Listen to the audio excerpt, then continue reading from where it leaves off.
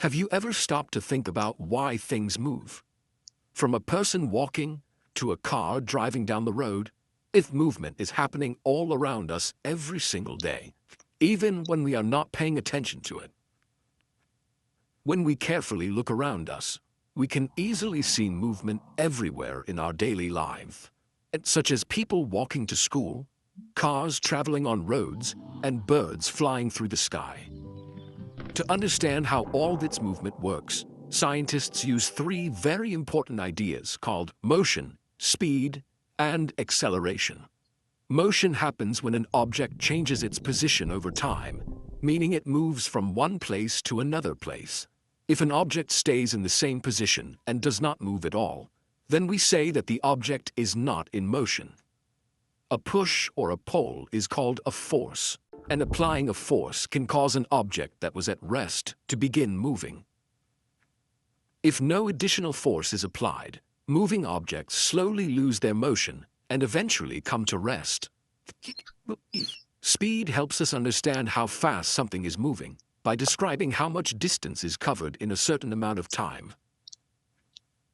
When something moves slowly, it covers only a small distance, even though a lot of time passes. When something moves fast, it covers a much larger distance in a much shorter period of time. Different objects can move at very different speeds, which is why a car can travel faster than a bicycle. When an object moves without speeding up or slowing down, we say it is moving at a constant speed. When speed changes, the motion of the object also changes.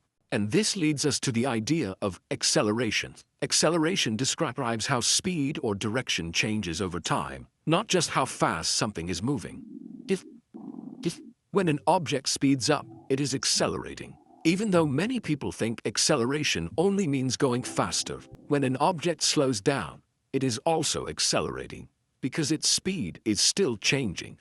Acceleration also happens when an object changes direction, even if its speed stays the same. Anytime the speed or the direction of motion changes, acceleration is taking place. Motion tells us that something is moving, while speed explains how fast that movement is happening. Speed describes how fast something moves, but acceleration describes how that speed changes. In everyday life, we experience motion, speed, and acceleration constantly, even without realizing it. When you throw a ball, its speed and direction change throughout its path. Falling objects speed up as they move downward because gravity pulls them toward Earth. Stopping and starting motion both involve acceleration because the speed is changing. A stronger force causes a larger change in motion, resulting in greater acceleration. Friction is a force that resists motion and slows objects down more quickly on rough surfaces. Motion describes movement, speed tells how fast, and acceleration explains change in motion. These ideas help us understand how things move in the world around us. Subscribe for more science explained clearly and simply.